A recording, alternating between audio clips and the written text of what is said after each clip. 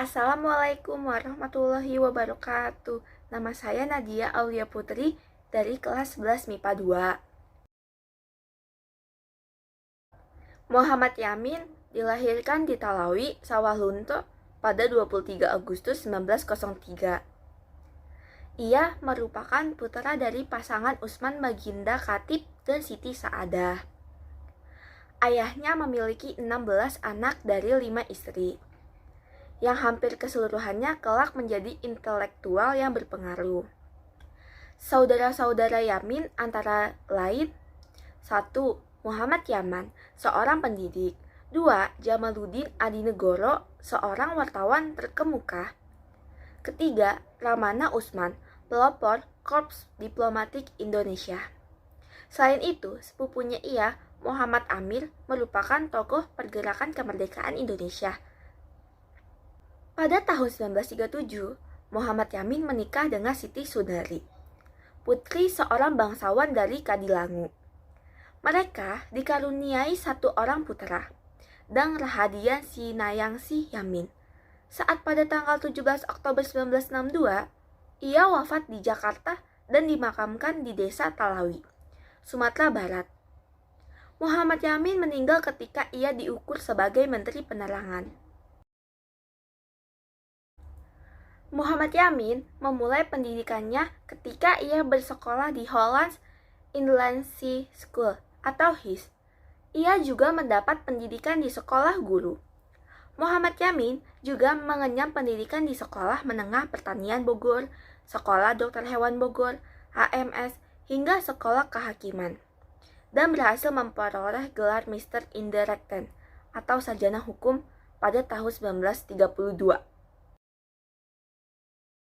Muhammad Yamin memulai karir sebagai seorang penulis pada dekade 1920-an. Karya pertamanya ditulis menggunakan bahasa Melayu dalam jurnal Jong Sumatera, sebuah jurnal berbahasa Bekalian pada tahun 1920. Pada tahun 1922, Yamin muncul untuk pertama kali sebagai penyair dengan puisinya Tanah Air.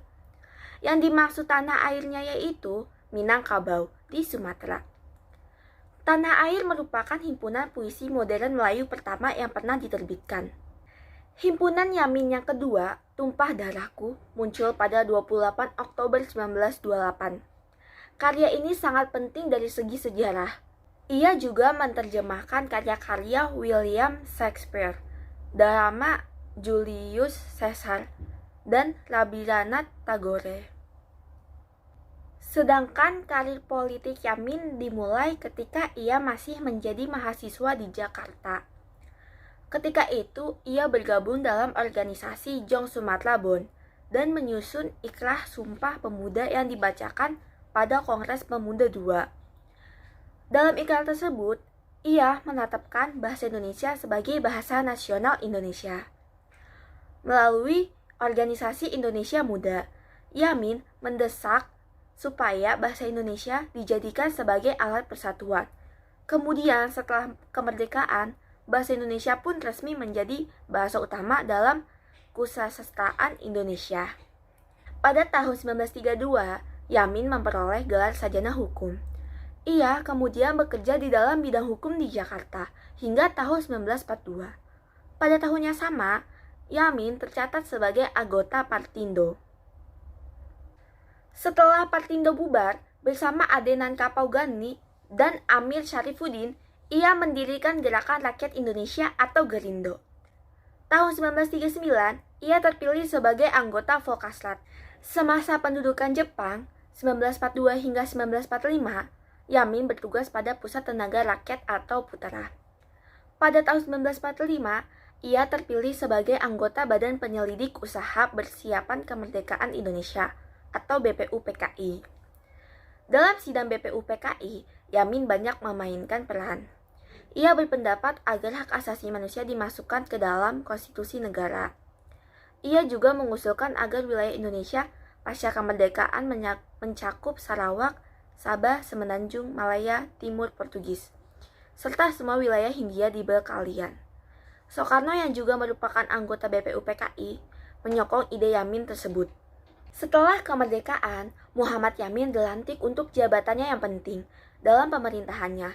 Setelah kemerdekaan, jabatan-jabatan yang pernah dipangku Yamin antara lain: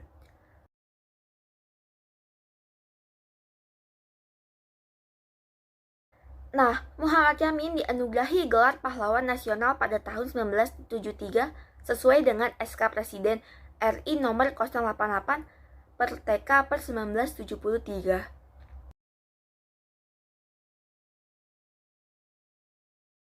Sekian dari saya, mohon maaf apabila ada kesalahan kata. Wassalamualaikum warahmatullahi wabarakatuh.